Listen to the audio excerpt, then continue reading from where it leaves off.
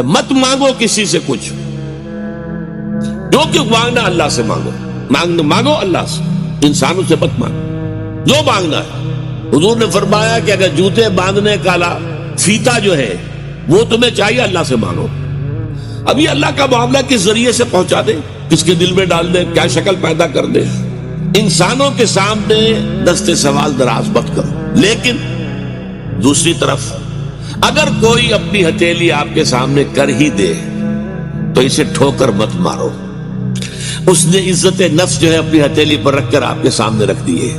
آپ اگر نہیں دینا چاہتے نہ دیں، ٹھیک ہے، لیکن ڈانٹنے کا آپ کو حق نہیں۔ بلکہ یہ بھی آیا ایک حدیث میں کہ تم دو، کچھ نہ کچھ دو، سائل کا ہاتھ خالی نہ لوٹاؤ۔ یہاں تک ایک حدیث میں الفاظ ہیں سائل کو ضرور دو، خواہ وہ گھوڑے پر سوار ہو کر تمہارے پاس آیا ہو۔